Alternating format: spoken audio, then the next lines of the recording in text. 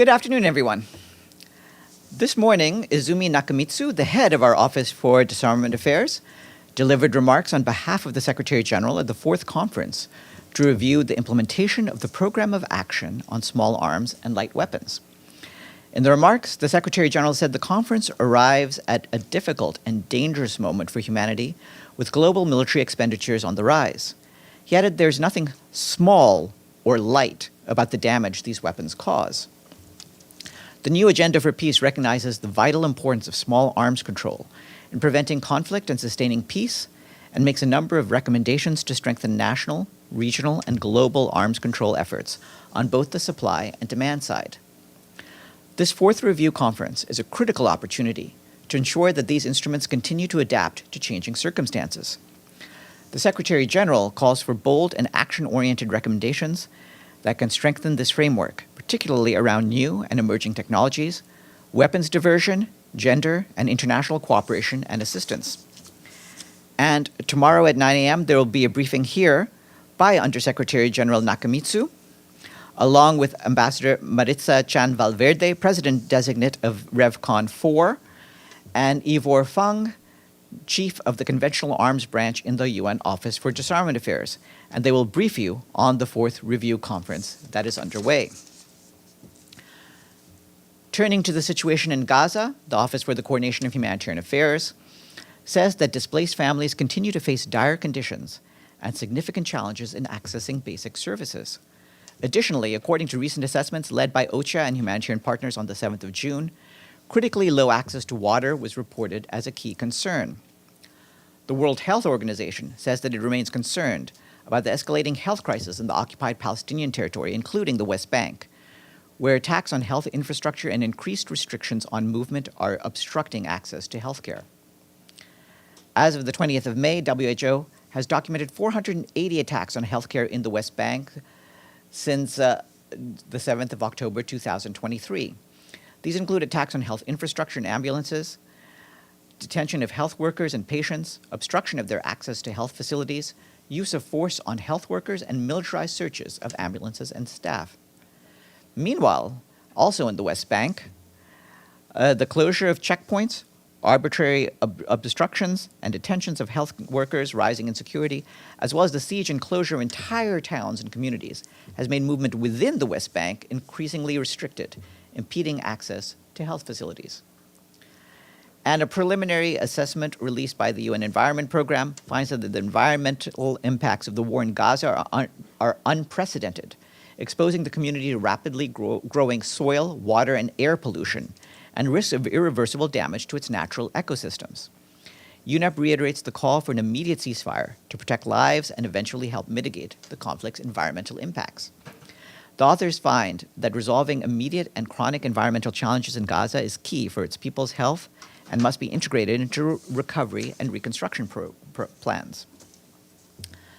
This morning, briefing the Security Council on the situation in Sudan, Martha Poby, the Assistant Secretary General for Africa, said that we are deeply worried that the fighting in and around El Fasher could lead to more mass suffering by the civilian population, warning that there are atrocities along ethnic lines.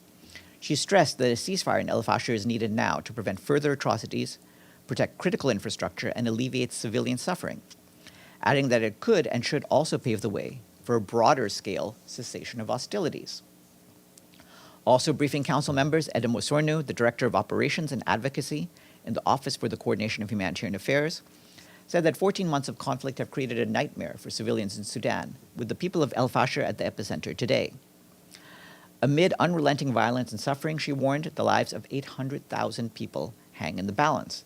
Ms. Osornu warned that in addition to the direct toll on civilians, the conflict is also deepening humanitarian needs across the country.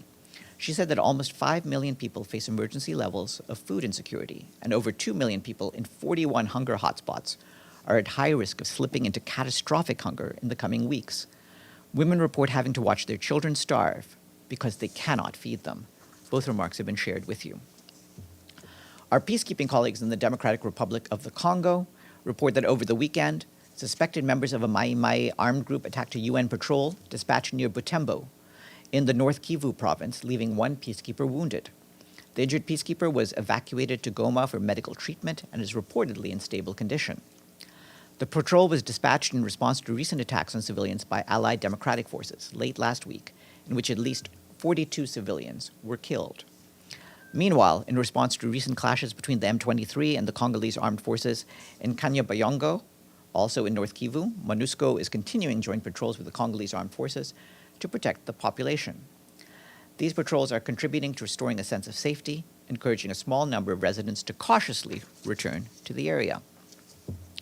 Turning to Ukraine, the Office for the Coordination of Humanitarian Affairs tells us that attacks and hostilities over the last 4 days across the country continued to cause multiple civilian casualties, including among children. The regions of Donetsk, Kharkiv, and Poltava in the east and the center of the country were particularly affected, with homes and civilian facilities having been damaged, as well as disruptions to the power supply. That's according to the authorities and partners on the ground. Following an attack in the Poltava region, humanitarian partners provided psychological support and delivered repair materials reaching more than 200 people. Aid workers also distributed construction materials for emergency repairs to the affected families in the Donetsk, Kharkiv, and Dnipro regions, whose homes were damaged by recent attacks. We have a humanitarian update from Haiti.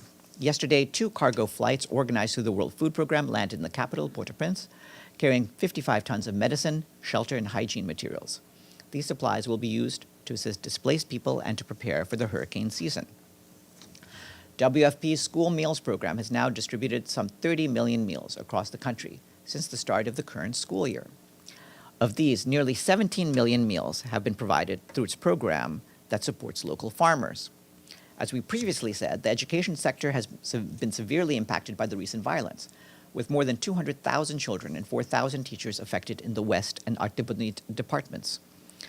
Across the capital, 39 schools have also been transformed into displacement sites and have therefore stopped functioning as schools. Since the 8th of June, UNICEF and the Haitian Education Ministry have started running classes and courses to compensate for missed classes over the past few months across 30 centers in Port-au-Prince. The Deputy Secretary General, Amina Mohammed, is in Paris today. Yesterday, she spoke at the first Transforming Education Summit stocktake. The Deputy Secretary General said that while some progress has been made since the Transforming Education Summit in September 2022, much more work was needed to address inequalities and provide quality and relevant education for all. She added that there was still an urgent need for increased investments to achieve the 4th Sustainable Development Goal on quality education, and she stressed the importance of prioritizing education meetings with ministers, civil society leaders, and other partners. Ms. Mohammed also held meetings with SDG finance stakeholders, including on issues related to the reform of the international financial architecture. She will return to New York tonight. During the Eid holiday, the UN Special Coordinator for Lebanon, Janine Hennis-Pleshert, and the UNIFIL Force Commander, Lieutenant General Aroldo Lazaro, jointly called for all actors along the Blue Line to put down their weapons and commit to a path of peace. Since October, they said, we have seen too many lives lost, families uprooted, and neighborhoods destroyed. They expressed concern about the latest escalation and said that the danger of miscalculation leading to a sudden and wider conflict is very real. And it is with great sadness that we learn of the passing of General Claudio Graziano, who had served as UNIFIL's head of mission and force commander from 2007 to 2010. Our sincere condolences to his family and to the government of Italy.